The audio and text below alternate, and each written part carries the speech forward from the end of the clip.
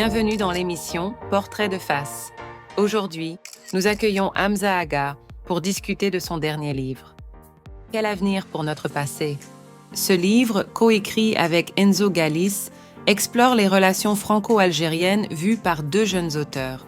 Hamza Agha n'est pas seulement un écrivain, mais aussi un globe-trotteur passionné qui a visité plus de 50 pays. Lors de ses voyages en tant que journaliste et reporter, Hamza a eu l'occasion de rencontrer des élites algériennes et d'échanger avec elles sur leurs visions et leurs espoirs pour l'avenir de leur pays. En plus de ses talents littéraires et journalistiques, Hamza est également un animateur qui sait captiver des audiences dans des grandes salles devant plus de 3000 personnes, notamment au Zénith de Paris, Marseille et Lille. Il est également un conférencier actif en Europe et au Proche-Orient. Dans cette émission, nous aborderons de nombreux sujets d'actualité nationale et internationale, explorant les enjeux et les perspectives des relations franco-algériennes. Ne manquez pas cette rencontre avec cet homme aux multiples talents qui nous fera voyager à travers ses expériences et ses réflexions sur l'avenir des relations entre la France et l'Algérie. Hamza Agha, bonjour. Bonjour. C'est un plaisir de vous recevoir dans l'émission Portrait de face et d'échanger avec vous. Pour commencer cette émission, ma première question concerne le titre de votre livre, Quel avenir pour notre passé?, dans lequel vous abordez les relations franco-algériennes à travers les yeux de deux jeunes, en envisageant l'avenir des deux pays. Pourquoi avez-vous choisi d'écrire ce livre aujourd'hui? Il y avait la nécessité de faire ce livre aujourd'hui par rapport à l'histoire commune entre l'Algérie et la France, par rapport à cette jeunesse aujourd'hui des deux bords de la Méditerranée qui ne demande qu'à faire partie intégrante, partie prenante des relations bilatérales entre les deux pays. Malheureusement, le constat est qu'aujourd'hui, elles sont essentiellement délaissées par les pouvoirs en place, mais malheureusement, il faut le constater principalement en Algérie, un pays à 75% de jeunes, de personnes qui ont moins de 35 ans, qui se retrouvent aujourd'hui quelque part sur la touche avec des ambitions, des savoirs, des compétences. On le voit tous les jours, ne serait-ce qu'actuellement avec les Jeux Olympiques, dans le sport, dans la culture, dans la science également. Et voilà la nécessité aujourd'hui d'avoir un nouvel œil sur les relations bilatérales entre les deux pays, essentiellement axé sur la jeunesse, et c'est ce qui manque terriblement. Hamza, vous avez mentionné la jeunesse. Quelle est la place de la jeunesse algérienne dans le contexte actuel de l'Algérie? Alors la place de la jeunesse en Algérie, c'est une question extrêmement intéressante. C'est aussi le quid du livre que je viens de sortir.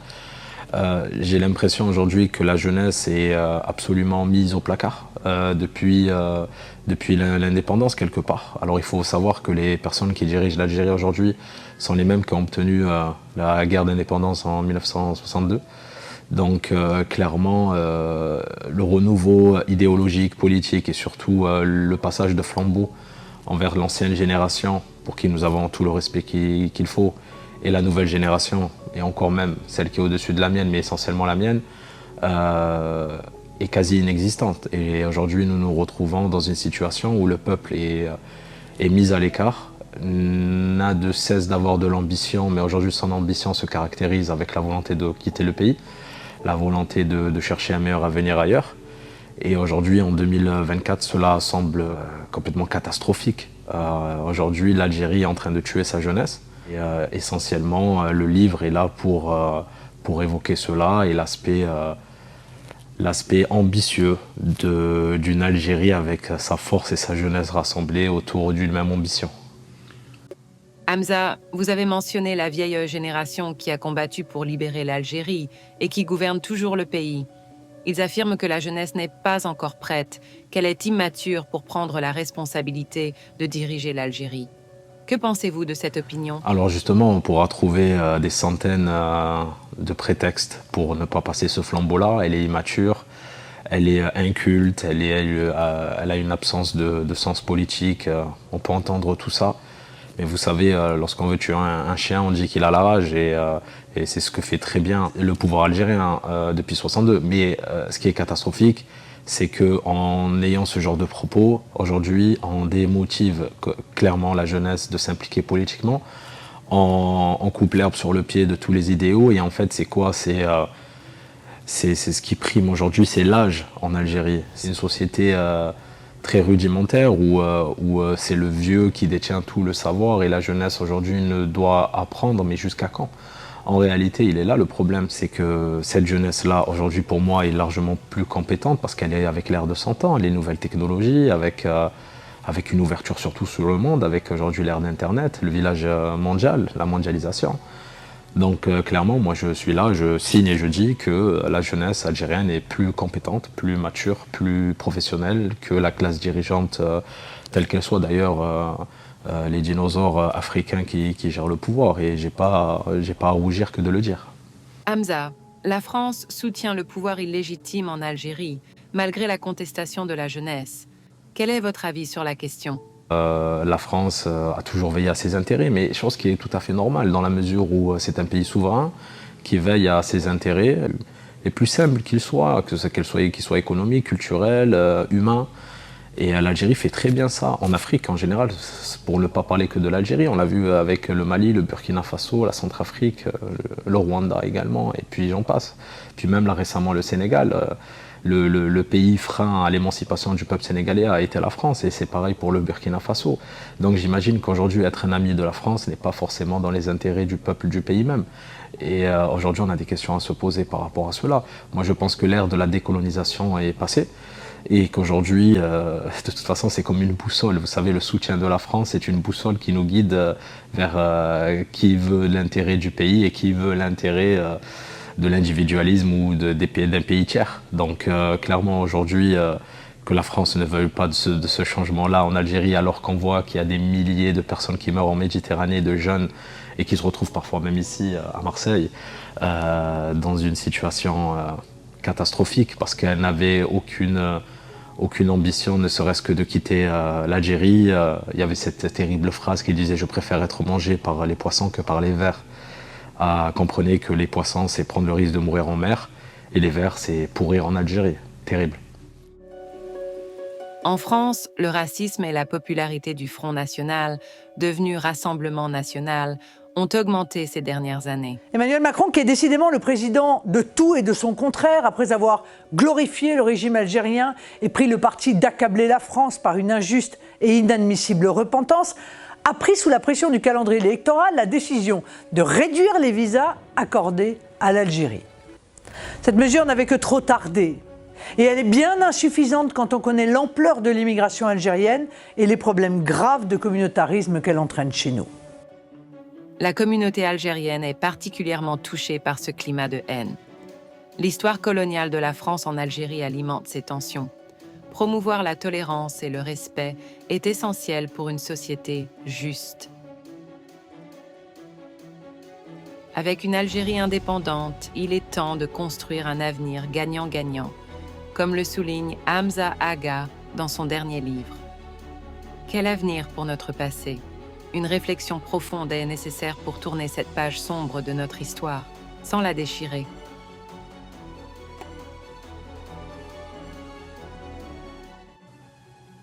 Parlons de la France.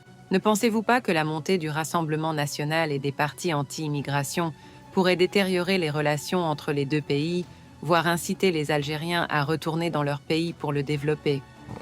Vous savez, le montée du nationalisme n'est pas propre à la France. On l'a vu en Italie, on l'a vu dans beaucoup de pays du monde, mais vraiment beaucoup de pays du monde. Aujourd'hui, je pense qu'on le voit avec les émeutes en Angleterre actuellement. Le Front National ne me fait pas peur particulièrement parce que je reste quand même très optimiste face à la situation et le devenir de l'Algérie. Et même au contraire, je vais vous dire peut-être une phrase qui va sourire, mais peut-être que l'arrivée même du Front National libérera quelque part la souveraineté algérienne. Qui sait? Aujourd'hui, on a une classe dominante depuis l'après-Chirac, on va dire, qui est dans une certaine forme de routine hypocrite face aux intérêts de leur État, chose encore une fois, comme j'ai dit précédemment, que je comprends totalement. Donc clairement, aujourd'hui, le Front National, c'est quoi? C'est OK, on ne veut plus d'immigration, mais le fait de ne pas vouloir de l'immigration et continuer à piller certaines richesses et ou à profiter d'un système en place qui justement pousse à l'immigration parce que c'est de l'individualisme pur, une classe dirigeante qui se remplit les poches avec le gaz et le pétrole et une répartition des richesses inexistante qui crée une immigration massive dans les pays européens. Donc clairement, aujourd'hui, peut-être que le Front National va dire, écoutez, aujourd'hui, nous, on ne veut pas de cet intérêt-là économique avec les pays du Maghreb ou l'Afrique, mais derrière, on ne veut pas de cette immigration-là. Donc ça peut être quelque chose de positif, in fine. Et peut-être que même, il y aura une immigration inverse et que ce sera, étant donné la crise économique que nous subissons aujourd'hui en Europe, peut-être ce sera parce que moi je crois vraiment au devenir de l'Afrique en général, surtout de la façon économique. La diaspora algérienne, composée des Algériens vivant à l'étranger et de leurs descendants, joue un rôle crucial dans les relations entre l'Algérie et le monde. Issue des migrations historiques, elle contribue activement à la vie économique et culturelle des pays d'accueil. Cependant, cette diaspora est malheureusement marginalisée et abandonnée par le pouvoir algérien, malgré sa contribution au développement du pays à travers des transferts de fonds et des investissements. Hamza, faisons un petit saut pour évoquer la diaspora algérienne dans le monde. Comment peut-on la fédérer pour qu'elle contribue au développement de l'Algérie? Et pourquoi est-elle souvent divisée et mal représentée en France et ailleurs? Alors la diaspora algérienne en France, en Europe, au Canada, aux États-Unis, partout dans le monde, est une force à elle seule. Sauf que cette force-là, en fait, c'est l'éléphant qui se croit une souris. La diaspora algérienne ne mesure pas les compétences qu'elle a, ne mesure pas la force qu'elle a. Et on le voit clairement, ne serait-ce que dans les instances politiques en France. Chose qui est terrible en soi, parce que c'est une communauté, une diaspora qui est désintéressée en réalité de toute forme de jeu politique, qu'ils soient en Algérie ou même dans le pays où ils vivent. Quand on voit ici c'est le 14e arrondissement de Marseille, c'est le Front National qui arrive au pouvoir, alors que 80% de cette population-là est issue de l'immigration, pour ne pas dire algérienne, mais essentiellement, on se pose des questions. Aujourd'hui, ne serait-ce qu'en France, on parle de 6 millions, donc ça représente 10% de la population française, on est 60 millions. 6 millions de la population française, et dans quel jeu politique? Avons-nous un ministre qui nous représente? Avons-nous des députés qui nous représentent? Avons-nous une force politique, économique qui nous représente? Malheureusement, ce n'est pas le cas, ce n'est pas prêt de changer. Je pense qu'il y a une volonté aussi politique à cela, mais ce n'est pas tout. C'est aussi essentiellement, pour ne pas dire uniquement, notre faute. Alors cette diaspora-là, en Algérie, elle peut avoir vraiment un rôle. Elle peut, je pense, être l'instigateur, la petite étincelle qui fera bouger les choses, et je le souhaite profondément. Il y a pas mal d'aspects, qu'elles soient économiques, par rapport à la culture, par rapport à beaucoup de choses. Mais il faut qu'elle prenne son courage à deux mains et qu'elle puisse clairement devenir une force de changement en Algérie. Merci pour ces précisions. Est-ce que vous êtes optimiste pour l'avenir de l'Algérie? Alors, je suis optimiste, bien évidemment, et ça se retranscrit dans le livre Quel avenir pour notre passé, d'ailleurs, que je vous conseille de lire. Je suis optimiste parce que, justement, j'apporte, avec Enzo Galis, une certaine forme de démarche qui peut être envisageable entre les deux pays, et essentiellement aussi au niveau de la jeunesse, au niveau essentiellement, par exemple, de la culture, des échanges culturels, des échanges économiques, avec du win-win, du gagnant-gagnant entre les deux pays. Mais au-delà des échanges entre les deux pays, je suis optimiste pour le devenir de l'Algérie, parce que le passage de flambeau se fera naturellement, parce qu'une génération est vouée à disparaître, et que cette nouvelle génération ne sera que face à ses responsabilités, et elle devra que tendre la main pour récupérer ce flambeau-là et aller de l'avant. Donc je pense que dans les 10 prochaines années, oui, cette jeunesse-là qui va briller par ses compétences et son nouvel œil, sa nouvelle vision sur le monde, et surtout sur son propre pays, ne peut que me pousser à être optimiste. Je vois une certaine forme de prise de conscience qui peut aller de l'avant. Et cette jeunesse-là brillera par ses compétences, je ne doute pas. Hamza, vous avez voyagé et rencontré des jeunes Algériens vivant à l'étranger. Si vous aviez un conseil à donner à cette jeunesse, quel serait-il? Alors, je ne peux pas me prétendre donner des conseils, mais si je peux juste leur communiquer mon état d'esprit et un message qui me traverse l'esprit, c'est soyez unis, réfléchissez pour la communauté. L'individualisme tue, surtout dans notre communauté. Il faut vraiment jeter à la poubelle l'individualisme maladif et le fait de penser que la maison brûle, mais tant qu'elle ne touche pas la mienne, je peux fermer les yeux, parce que le feu se propage. Et je pense que justement, ça commence aussi par défendre les injustices, défendre le droit à la parole, la liberté d'expression. Lorsque je vois des personnes, des prisonniers politiques, par exemple en Algérie, et que beaucoup de leurs concitoyens leur disent pourquoi il a parlé, il fallait qu'il ferme sa bouche. Mon cœur se déchire lorsque j'entends ça, parce que clairement, c'est une forme de... Au-delà de l'individualisme, c'est une démotivation pour les peu de personnes qui vont avoir le courage de s'exprimer.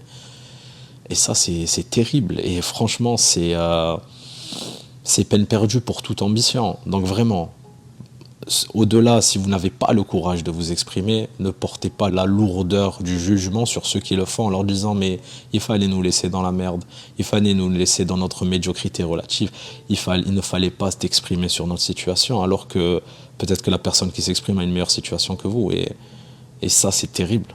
Voilà, c'est terrible. Donc le message que j'ai envie de vous dire, c'est soyez unis, soyez solidaires, parce que vous savez, le monde aujourd'hui est difficile. Nous ne vivons pas dans un monde d'un dessin animé, et puis surtout que le pouvoir ne se donnera jamais. Il est obligé de se prendre, bien sûr de façon pacifique, il se prendra, et pour se prendre, il faut avoir une certaine objectivité, une certaine solidarité qu'on est les seuls en fait à avoir en nous. Personne ne pourra nous le transmettre, personne ne pourra nous dire quoi faire. Il faut que nous ayons cet éveil de conscience. Et ce message, il s'adresse à la jeunesse. Les anciennes générations ont été formatées. Ils ne peuvent pas s'exprimer, ils ne peuvent pas prendre de décisions. On le voit quotidiennement. Je ne suis pas ici pour raconter des anecdotes, mais j'en ai plein qui me traversent l'esprit et qui m'enlèvent tout espoir. Mais c'est justement cette jeunesse-là qui m'inspire. Donc, allez-y, n'ayez pas peur et quoi qu'il arrive, vous êtes compétents et le dernier d'entre vous sera le meilleur du premier d'entre eux. Merci encore, Hamza, pour cette interview. Y a-t-il quelque chose que vous aimeriez ajouter ou partager avant de conclure? Merci à vous de m'avoir permis de m'exprimer et j'espère vous revoir très bientôt. Avec plaisir. Merci beaucoup, Hamza. Merci à vous. Au revoir.